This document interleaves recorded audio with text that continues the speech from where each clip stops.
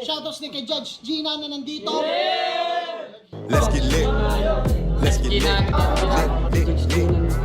Party.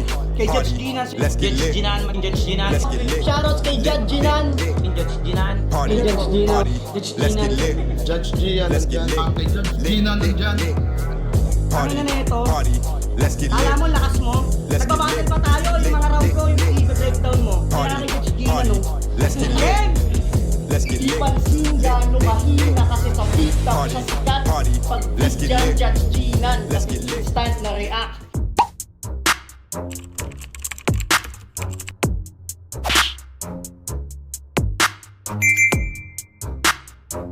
In the yeah, put 'em in the yeah, yeah, yeah. If you feeling real good, put your hands in the yeah. Put 'em in the yeah, yeah, yeah. If you feeling real good, put your hands. So what's up mga kumag-I'm back, ang inyong online judge. Walang iba kundi Judge Ginan. Okay guys, quarters pa rin. At katatapos na natin panoorin, reviewin yung Siege vs Casper na mapapa what the fuck ka talaga dun sa battle na yon. So ayun, katatapos na natin dun guys. And hindi pa ako nagpapahinga, nabitin ako dun sa ginawang performance nilang dalawa, especially Siege. Puking yun na nun. Ngayon, tuloy tayo guys. Calix versus Famoso. Hindi na rin ako magbibigay ng ano dito na insights pa. Knowing them both, I think magiging technikalan to. Eh, tignan natin kung may mga singit silang bagong arsenal sa mga sulat nila per round. Pero I think bakbakan to na mga bara, palitan ng mga technicals and mga punto, statements, narratives. So, let's see. So, yun. Calix versus Famoso. Pangalawang quarters na re-reviewin natin sa Motus. And let's wait for another upload. Sa kabilang bracket naman, yung Blaser Kilua, tsaka Dave Denver, tsaka C9. So, antayin natin yan guys. Pero, habang nag-aantay tayo, baka mag-round 1 tayo sa FRBL. Ano sa tingin nyo? Pero kakapusin no? For this month. Tignan natin. Kung kakapusin, baka mag-focus muna tayo sa mga pending requests. I don't know, pero gusto ko sanang June natin umpisahan yun. June 1 to 8. Kung kakayanin, pero let's see. So yun. Focus tayo muna, Calix versus Famoso. So, game. Kay Famoso, pedestal fight. Game. Pakinggan natin. Motos game! Game! Huli kong kalaban dito si Paulo. At Paulo. klaro aking pagkapanalo. Habang si Master Pete nakalimot kaya natalo. At di yun dahil sa handa mo. Ngayon tahimik na yung Pau. Wala na magtatanggol sa'yo gago. At malabo ka ng palarin, bata kahit dumaan ka pa sa Quiapo. Kung tinalo mo yung Pits na yung spit na uwi sa freestyle, ibahin mo bar kung siniksik parang B-side. Hindi ako si Master Pete pero sa stage na to madidikdik ka sa Pit style. Wala kang makikitang edge sa mga angulo na para bang fish eye. Kung megalodon ka na may big size, tutustahin kita sa lalim. Deep fry. Siya si Calix. Tutusin sa lalim, deep fry. Mayabang na battle rapper na may dala palaging tumbler. Puro kabanoan tong Nico. Huwag kang ang feeling varsity, iho. Wala ka namang laro dito. Kaya, total wala nang pwedeng pumito. Ang naisip kong free throw ay saksakin ka ng kutsilyo. Tsak! Magagamit mo na yung tumbler mong litro. Panahod sa iiwan ko sa iyong gripo. Dahil sa dugo, nabuhay tong beast. Kaya salamat sa libre na drinks. Para lang ako si Draco lang ng titrip kasi gagawing drinking fountain yung Licks. Siya si Calix. Calix na sagradong baso sa battle. Bading ka ba, brother? Ibig sabihin, tuwing Sunday, kalips to lips ka ni Father. Pero pag dito sa baso, lagay nito alanganin. Sa akin mga shot, taob to agad, walang espiritong sasayangin. Mababaw lang tong baso. Kaya easy trial sa akin, ito spirit of the glass para sa next round, multo na lang yung kakausapin. Uy. Pero Kaso laglag post-battle interview niya kay Dave Denver, may tinatapos daw siyang 3 kanta. Pero hanggang ngayon, wala pa ring upload mga boss. Tangina ka, magdadalawang taon na, di ka patapos. yung sinabi mo, di man lang natupad. Sobrang kupad, kakaurat. Halatang sa classroom nyo dati, huli kang sumibat kasi ang tagal mong magsulat. Okay. Sa akin pagdating sa mic test, kung sa may beat di ka nakakapag-rhyme. At yon ang kaibahan ng timeless sa walang time. SK, sabi mo meron kang half hours. pero pagdating sa track, taon inaabot at nagagahol. Ano lang ba alam mong record? Logbook sa barangay hall? Tong si SK, ang tagal magproseso. Di tinuloy yung inaayos na konsepto. Patunay lang na pag-opisyal ng gobyerno, sanay di tumapos ng proyekto. Yeah. Yung nakakuha ko ng tiyempo, mga pre-practice kong bagsakan ay pain lahat. Mula drill, boom bap trap, di makakapalag. Ngayon bibigyan kita ng beat, sigurado lapat mo sa lapag. Mga unknown na walang kanta, pero yung flow ay iisa. Pwes ikaw na lang maiiba. Di mo na sila katunog kinang ina dahil ang maririnig nila sa'yo, mga buto mong babaliin ko isa-isa. Bibira-birahin kita hanggang mapinsala. Magsumbong ka pa sa kakampi mong Bisaya. Wala akong pake kung unknown ka, ako yung hindi mo pakilala. Yo! Okay. So that's round 1 ni Pams and typical na Pamoso, guys. Bars, technicals, similes, 'di ba? Yung deep fry, ayos 'yun. Deep fry, okay 'yun sa akin. 'Yun, so metaphors, similes, technicals, bars, mga narratives, yun yung content ni Pamoso. At kung ano man na hindi ko napansin, hindi siya nag-rely sa jokes, which is I think kaya naman, or no, hindi siya nag-rely sa jokes, which is kaya naman ni Pams. Hindi siya kumuha ng momentum sa jokes, 'di ba? Ayun yung naging yun yung napansin ko sa unang ikot. More on technicals, bars si Pamoso dito. At sa tingin ko medyo magaan pa yung mga angulo niya. Hindi pa ganoon ka-effective. Wala pa gaanong haymakers or punchlines na impactful, 'di ba? Pero maganda yung statements, lalo na yung yung mga similes niya, yung mga metapora niya. Maganda 'yon. Rhyme schemes okay din, pero I think yung mabigat na impact, malakas na impact, yun na punchlines, na haymakers, I think ayun pa yung hinahanap ko. Knowing Pamoso kung paano siya magsulat, I think kaya naman niya yun, but sa round 1 na pinakita niya, sa tingin ko wala pa. So abangan natin rounds 2 and 3 and tignan natin kung ano yung magiging bawi ni Calix. So game. Game. Siya si Pamoso, ang rapper na proud makumpara sa haring araw. Sarap tadyakan sa bungo. Ganto itsura ni Apex kung naban sa pulo. Hoy, banban na bano. Aminin mo na kasi ginagaya mo siya.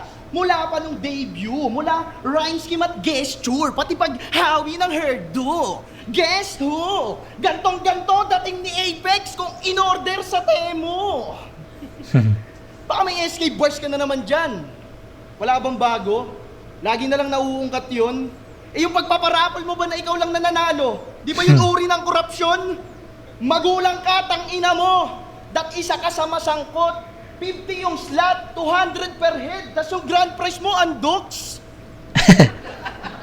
Lahat yata pagdidiskitahan, kaya wag lagi sa akin puna. Ginagamit pa ng nanay mo yung e-bike niya, pinaparapol mo na.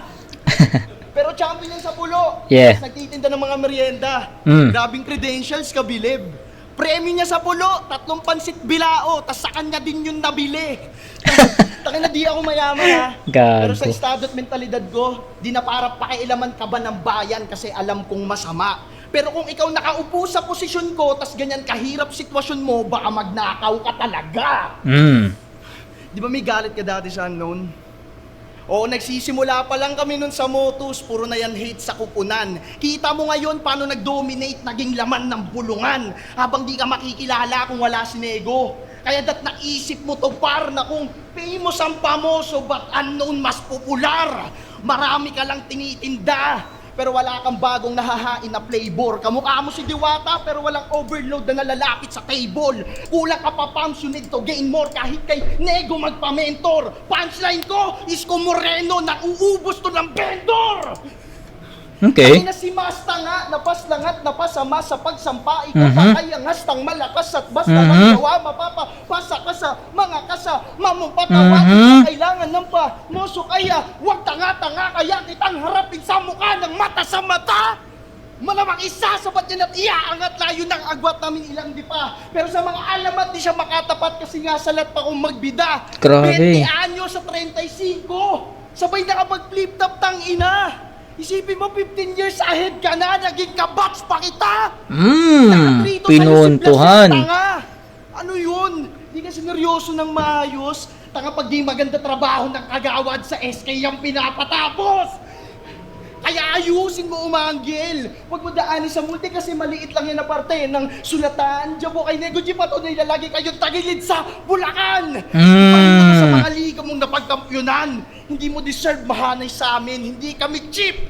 Talipapabo yan tangkilikin ka alanganin. Pamoso man o silip. Tanaw ko sa yung gusto ko't hangarin na tanggang silip ka nalang pamoso kukunin ko yung para sa akin. Tayo. Yeah!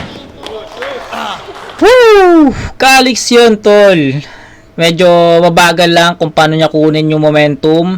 Pero I think dumikdik si Calix sa mga haymakers, especially sa holos. Tangina, nakita niyo yung holo rhymes ni Calix doon. I think doon nakuha ni Calix yung momentum, and after that, after hearing that, ayun na, hindi na nawala yung momentum ni Calix sa sulat niya. Kumonekta na halos lahat ng mga lines na nabanggit niya. Kung paano niya bin-breakdown si Pamoso na makikilala ka lang kung ano, nakilala ka lang kay Negs, 'di ba? Tapos yung 3-2 kay Blaser, ano pa? Tagilid sa Bulacan, 'di ba? So, ayun. Hindi lang bars yung dala ni Calix kundi andun din yung pag-expose niya sa Pamoso. 'Di ba? Yung nameplate, actually marami siyang pinakitang ano dito, marami siyang pinakitang elements si Calix, kung hindi niyo napansin or 'di ba? Syempre, andun unang-una yung pinaka naging kapansin-pansin talaga, yung multis, yung holo, 'di ba? Kitang-kita 'yun. Doon niya nakuha yung momentum 'di ba? At some point may mga one-liner, two-liners na jokes, okay pa rin.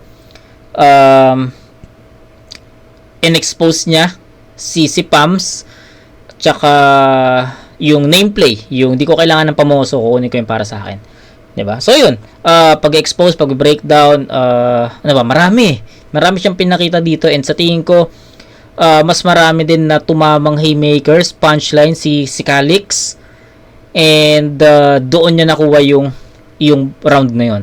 So I think it's a 10-8 in favor of Calix. Slow start man si Calix sa first half, but I think yung second half niya were plenty of punchline haymakers. So I think dun siya lumamang.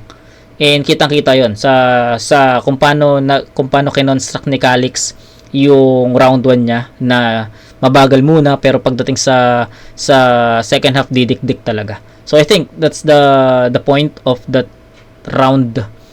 Calix yun, 10-8. Kitang-kita na lamang siya doon. So round 2, pakinggan natin. Game!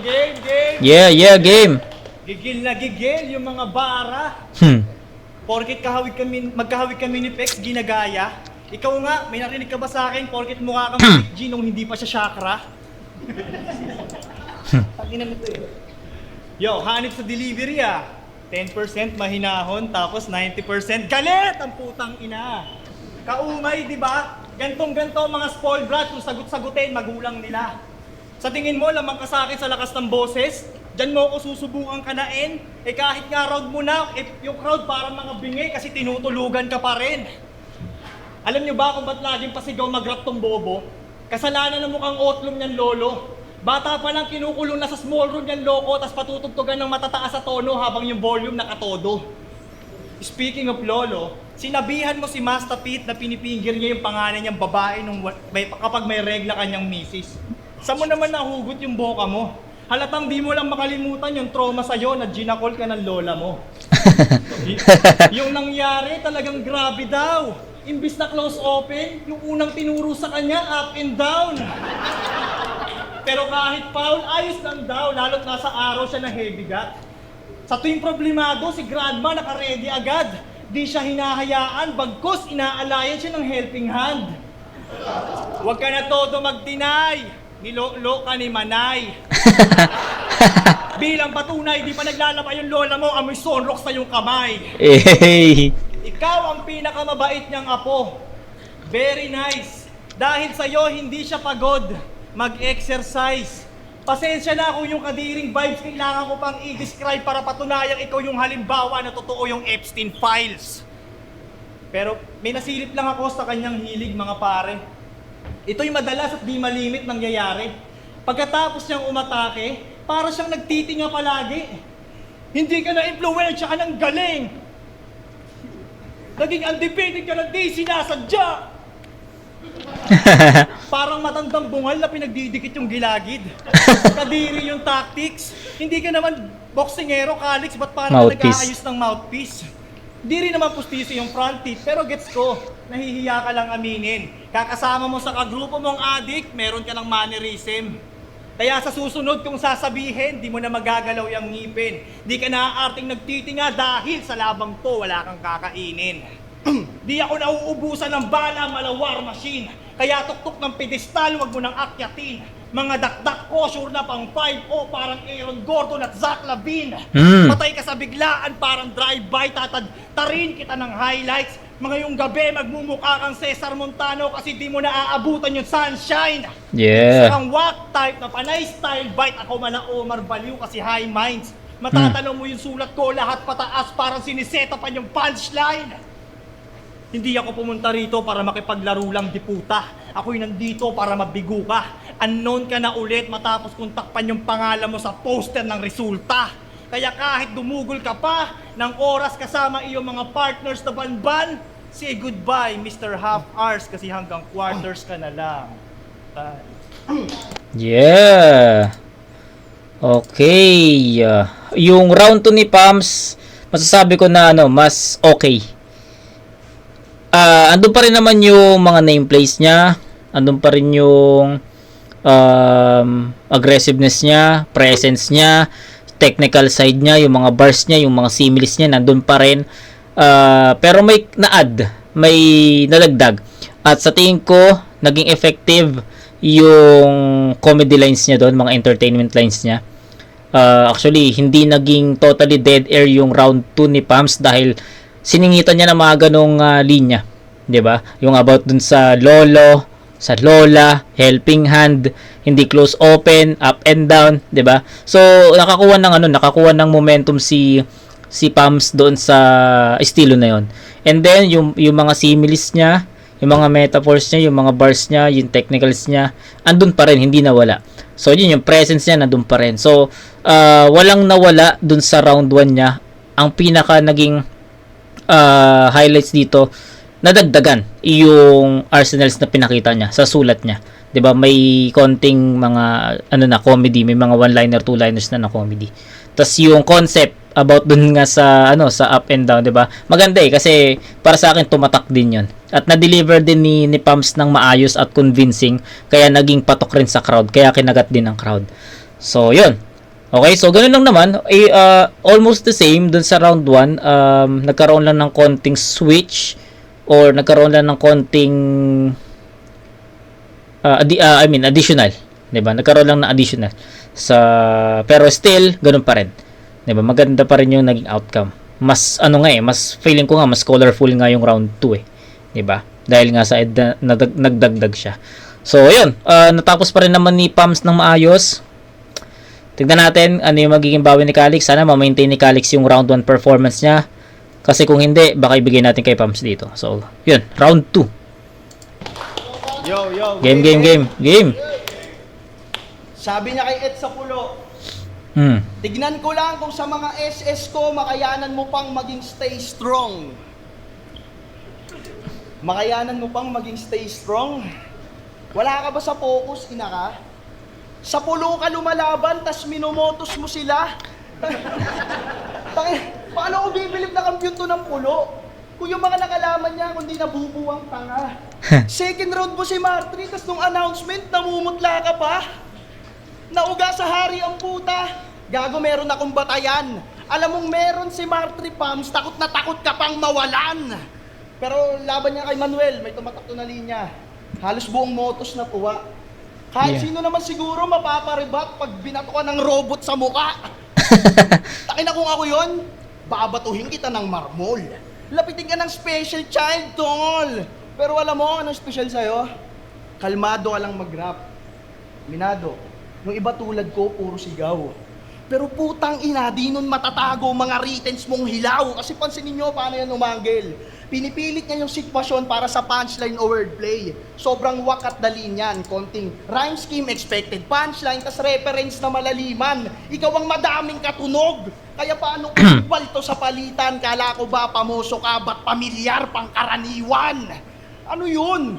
Tahimik ka lang sa una pero rock.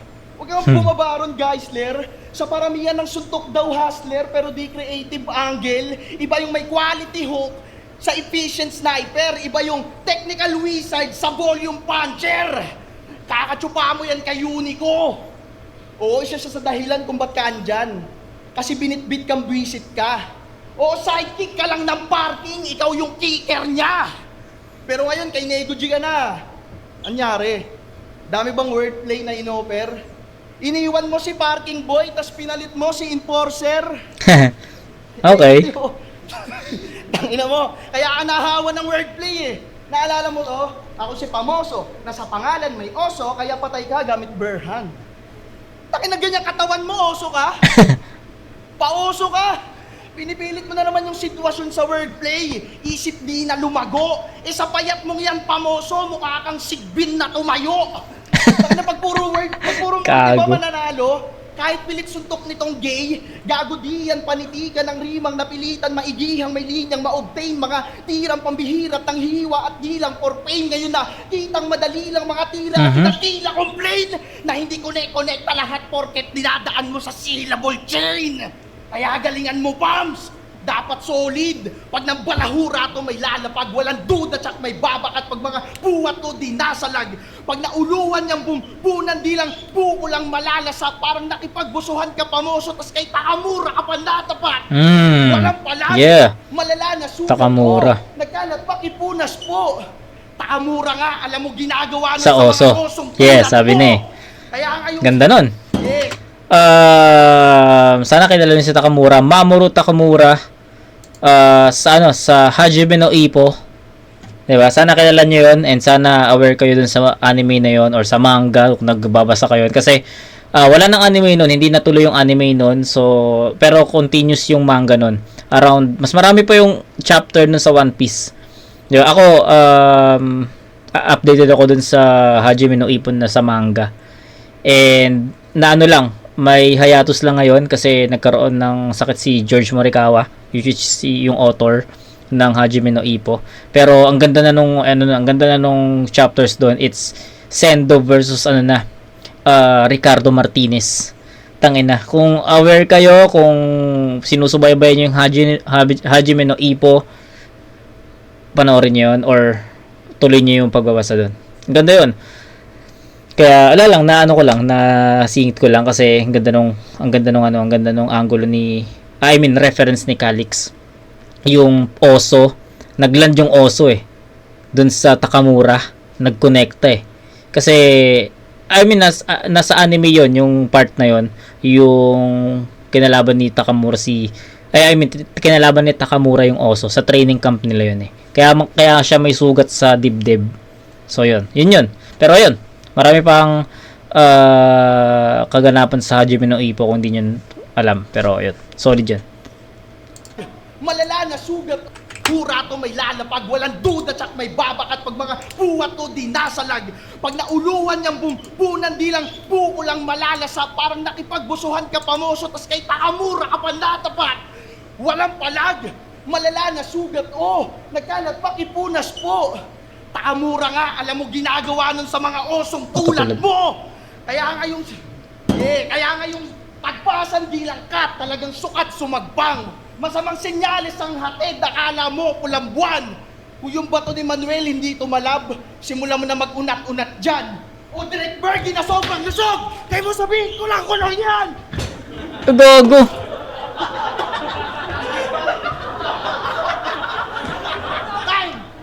Gago.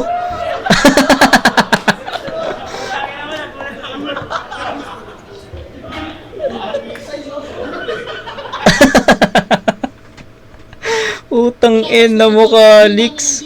Hayop ka. Wait lang.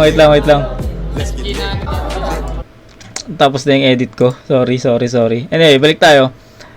Nagulat ako dun sa bato ni, bato ni... Inang yan. Round 2 yung pinakadikit, Gago to si Calix, Bato ni Manuel hindi tumalab. Simula mo na mag-unat-unat dyan. O Derek Bergie na sobrang lusog! Kaya mo sabihin, kulang-kulang yan!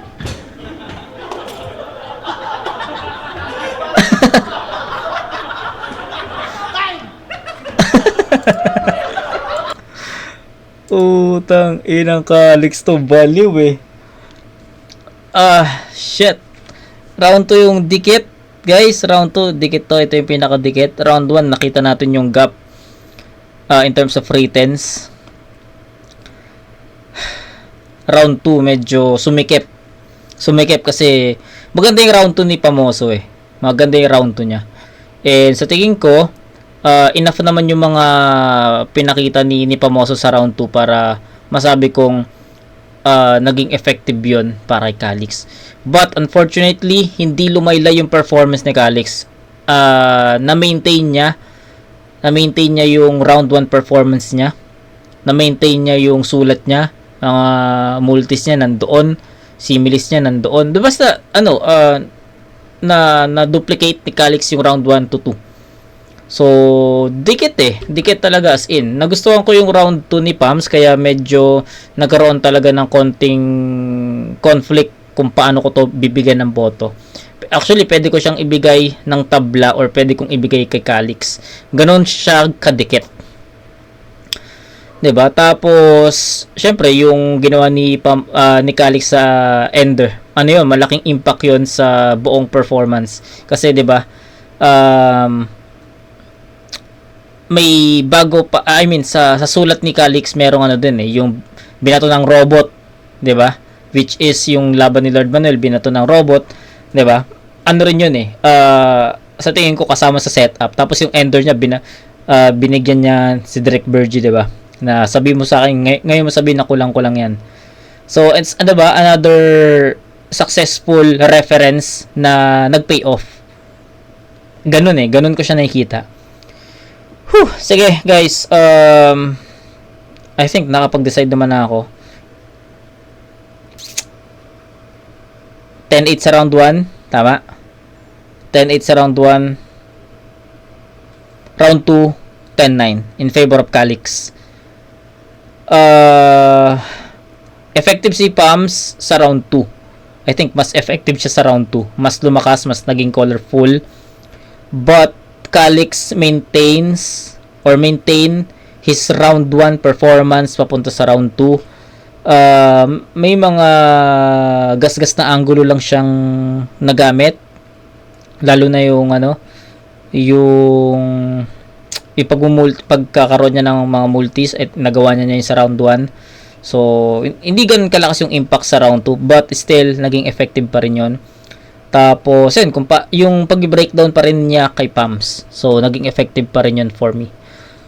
Power, energy, presence, sa tingin ko, nakuha pa rin ni Calix yun. Mahirap. Actually, mahirap. Pwedeng kay Pamoso yung round 2. Sa mga possible na boboto or judges, pwede nilang ibigay kay Pamoso yun. Maiintindihan ko. But, for me, I think Calix yung round 2. Pero, sobrang dikit lang. Okay, so round 1, Calix 10-8. Round 2, 10-9 in favor of Calix pa rin. So, that's 20-17. Up by 3 points. So, may chance pa naman si Pamoso sa round 3. So, pakinggan natin. Game.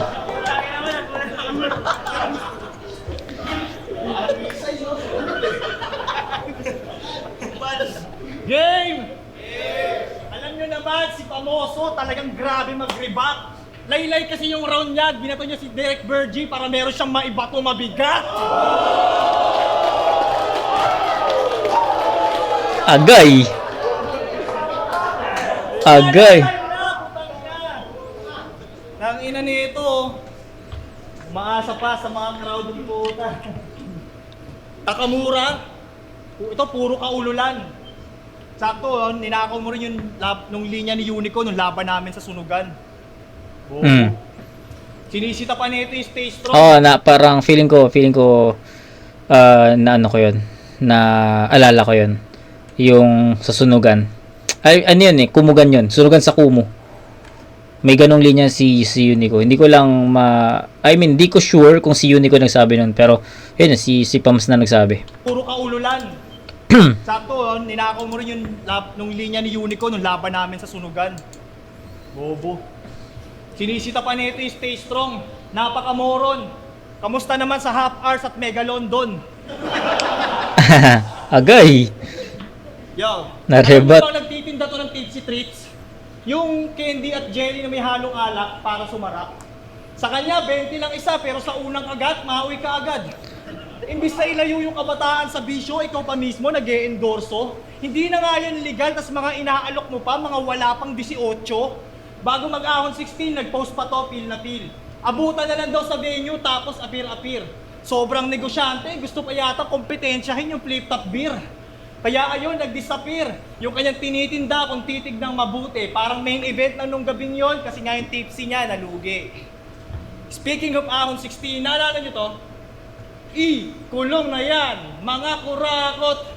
Halos lahat nun nagrarant. Habang tayo sama-sama sa chant, ito si SK nasa gilid, nonchalant.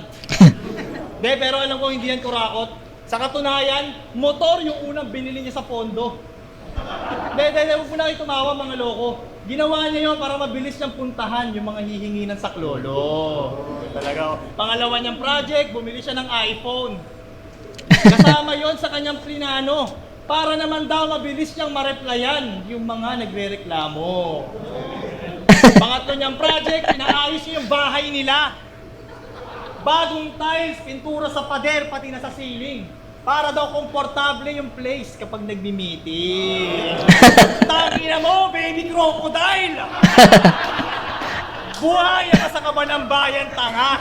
Bagay sa'yo mga barang pambaba, kaya dapat sa mga katulad mong crocs, apak-apakan. Nung inaangguluhan siya ni Dave Denver at Kilan tungkol sa pagiging SK, nagribat siya ng bola. Feeling varsity talaga si tropa. Buhaya sa bola ang puta. Alam mo ba pag dinoble mo yung ball, magulo yun? Yung mga pasa mo nagiging paasa kasi wala ka na maisip na iba. Nagmumukha ka tuloy sinungaling king ina ka kasi wala kang isang salita. Huwag ka na mag-deny. Isa kang bulerong na uubusan ng ire-reply. Dapat sa compliment battle ka na ng nilagay. Total, bola lang kaya mong ibigay. Unang subok niya ng pedestal, binata-bata lang siya ni Kilan gamit angle pang bakla. Pangalawang subok, binarag siya ni Kilan, kaya sa first stage naglag na. Di umubra ka na Supremo at Kilan, kaya itong nameplay ay akma. Pedestal tournament parang politika, pagdating sa SK, bagsak ka. Kaya huwag ka na umasa sa ikatlo, lalo't kasali ako.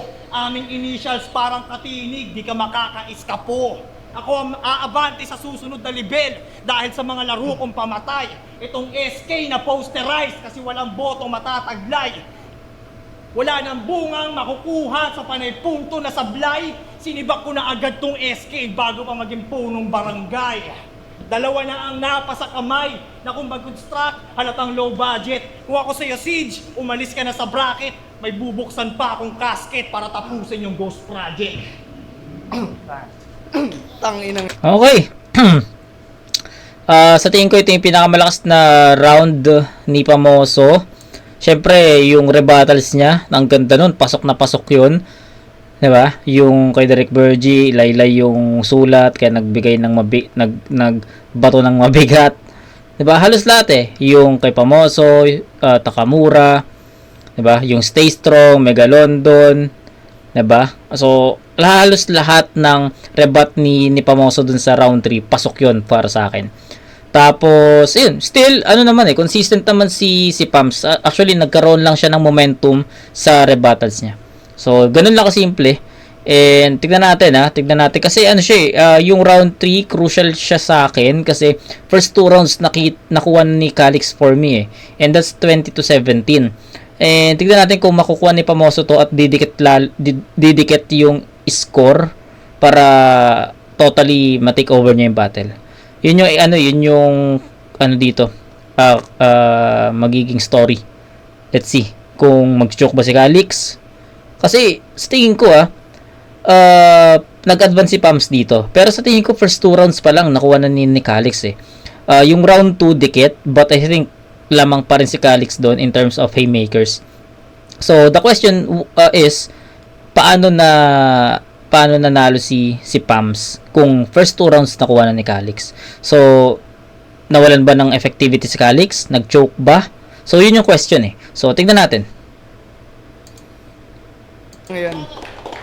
Game. Jokes, tangina napaka-lame yan. Lahat ng reference mo sa SK, binanat na ni Pistol kay Shernan. Ang ina mo ikaw yung magnanakaw, tol. Napanood ko yung laban nyo ni Pilos noong 2019. Tumatak sa akin yung linya mong, sige nga, kung malaki nga titi mo, pakita mo sa akin. Grabe ka request, Pams. Anong klaseng fetish yan? Bakit gusto mo makita yung Dragon Balls ni Tenshinhan? Ano yun, susukatin mo? Nang hindi sinasadya? Yung ibang kalugar mo namamakla, tas ikaw nababakla? Napapansin mo ba mga comments sa'yo? Namimiss daw nila sa'yo si Apex. Yeah. Alam mo yan, di yan imbento. So kaya ka magaling kasi may resemblance, hindi sa sulat mo at berso. Pantapal ka lang, Pamoso, kasi may namimiss silang disenyo. Di ka pamalit sa haring araw, sinag ka lang ng butas na yero. Kaya anong okay. Si Idol? Ito si Pamso, sa halagang 350, mapapanood nyo si Pex. Talagang nostalgic dating. Swerte mo, wala na yung urig, mas ma-appreciate ka, galing. Kahit maulit ko yung angle, yung paggaya, di mo naman matitigil gawin. Tumuldok na si Apex, pero yung apostrophe niya, paningit pa din. Ano yun? Mas matanda ka sa kanya, tapos ginagaya mo siya? Paano naging solid opponent to? Anong hindi? Ikitang-kitang toting-toti itong otits nyo. Tanginang to, sobrang proud sa kabaro, sinuot yung style, wala na atang delikadesa. Sumali pa ng legit check rap challenge, ang gaya ka lang ng etiketa. Pero siya si Pamoso, ang nag-iisang Pamoso, magcha-champion daw sa lahat ng liga. Parang si Makoy lang ang puta. Kung usapang title, ikaw si J Black, malakas naman pero kasuya. Low expectation, mukhang kawawa. Ang daming factors na nakuha. Pinupara kita kay J Black at Diwata, pero di ka dark horse ng turna. Kaya tang ina mo, Ervin Pacalda, magtinda ka na lang ulit ng shawarma. Para kahit papano may mag-gain dyan. Itong papampam na pumuposte, pabababain parang Nate Man. Sisiguraduhin kong mapapahiya sa ipapamukha ko to Pex man. Hanggang makita nyo tong si Pam nasa sulok, naka-facepalm. Ano, undefeated ka dito? Di araw-araw Pasko, Pams. Kaya ba't nagbabalak pa din? Ano bang inaasam, hinahangad, tinatalang gawin? Pinupulido ko tong tagpasan at di ko papalagpasin. Eto na yung panahong may nagsabi sa'yong may makakatapat ka din. Kasi pagtapos ko kay Master Pit, ikaw. Puro matatanda pala ka bracket, puta napansin ko lang lately. Ang sarap magkampiyon pag gantong walang nakalaban na grade 3. Kaya magpatulong ka na kay Unico at Negi o kung pulan mo na bestie, patong-patong kayong uubusin isang balot ng tasty.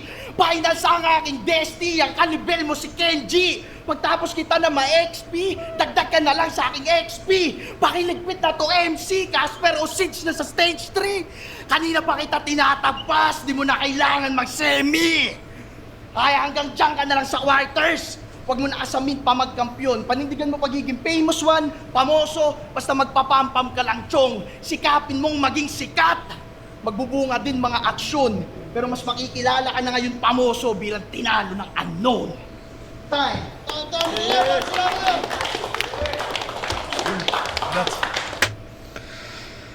9-8 in favor of Pams. So, yun ang hatol ko doon. Okay, una sa lahat, don't get me wrong guys, okay yung round 3 ni Calix. Pero sa tingin ko masyadong napahaba yung angulo niya about pumps dun sa apex kasi nagamit na niya yun sa round 1 eh. May round 1 angle na siya about apex pumps, 'di ba? Tapos Unico pumps. Ngayon sa round 3 na ulit, 'di ba? Tapos may konting multis which is sa rounds 1 and 2 nagamit na rin niya. Don't get me wrong guys, malakas yung round 3 ni Calix pero I think yun yung pinakamahinang round niya sa buong battle. Rounds 1 and 2 I think the same, magka-level yon. Pero pagdating sa round 3 may redundancy kasi eh. Kaya nawala yung effectivity, yung impact ng mga sulat niya kasi yung mga angulo na nagamit niya dito, nagamit na niya sa first 2 rounds. So, yun, ulitin ko lang, don't get me wrong, malakas yun, but I think Pamoso's round 3 was way better than his round 3, Calix round 3. Yun, sa rebattles pa lang eh. Diba, nakuha na ni Pams yung momentum, tapos yung mga narratives niya, yung mga angles niya, kumonekta rin. And kay Calix, kay Calix naman medyo yes, andun yung aggressiveness, andun yung presence, but I think sa sulat, sa technicalities doon nagkaroon ng butas kasi hindi naging ganoon ka-effective or ka-impactful yung mga punchlines na nandoon, na nakapaloob doon. Pero yun, 9-8 in favor of Pamoso. So, yun, sabi ko nga sa inyo, 'di ba? Parang tinatanong ko rin kung paano nakatagos si Pam sa battle na to kasi syempre sa vote ko I think Calix yung first 2 rounds eh. And then nakala ko naman round 3 magjo-joke si Calix but unfortunately malinis niyang naitawid yun. So I think 8 points for Calix. So that's 28 points for Calix. Kay Pamoso naman, ito yung pinakamalakas niya but I think still rounds 1 and 2 ni Calix pa rin yung round 2 bit kaya 9 points lang yung kaya kong ibigay kay Pamoso dito. So final score 8, 9 and 9. Tama? 8, 9 and 9. 18, 26. Diba? 28 to 26. First 2 rounds Calix, round 3 Pamoso. Then sa final score it's 28 to 26 in favor of Calix pa rin. So yun, ako personal opinion, I think Calix won sa battle na to. Tignan natin yung magiging explanation mga judges. Alam naman natin na si Pamoso yung nag-advance dito. So respect. Pero I think Calix first 2 rounds. Out mall. Pero yon, boto ng hurado, mag-a-advance 3-2. Sana dikit para either way. sa semifinals, 3-2. Deserve 3-2. Either way siya, sa isang judge lang talaga nagkatalo, siguro preference na lang, pero ayun, sa akin Calix to. Mag-ingay para kay Pamoso. Shoutouts kay Calix. Congrats.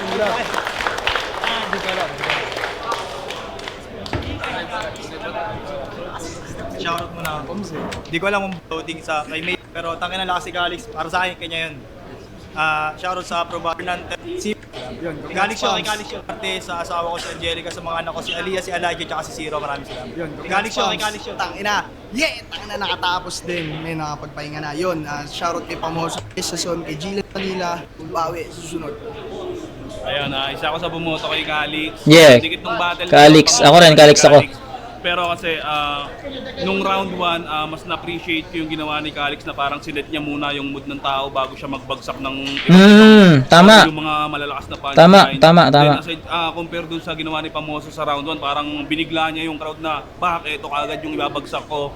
Then yung round 2, binigay ko siya kay Pamoso kasi ayun na yun eh, parang yung Pamoso na talagang eto na, parang kanina kasi nung round 1 pa lang ni Pamoso parang kinakapapan niya kung ano yung gagawin niya. Then yung round 2 ayun na parang lumabas na yung Pamoso na pang ano talaga, parang sinet niya muna yung tao, then nakuha niya yung momentum dun sa round 2 gawa siguro ng mga jokes na nilagay niya. Then yung round Tama yun. Okay yung rebat ni Pamoso pero hindi ko siya mako-consider as yun yung dahilan ng pagkapanalo niya, kaya yung round 3 binigay ko yun para kay Calix kasi aside dun sa mga angle niya about dun sa SK, parang more on narinig ko na dun sa ibang liga or dun sa mga ibang SK officers na binanat na rin. So, hindi na siya nagkaroon sa akin ng malaking puntos. Pero kaya yung round 3 ko, binigay ko yung kay Calix. So, 1 and 3 binigay ko kay Calix, yung round 2 para kay Pamoso. Okay. Pero props pa rin kay Calix. Congratulations, Pamoso. Ayun, congrats.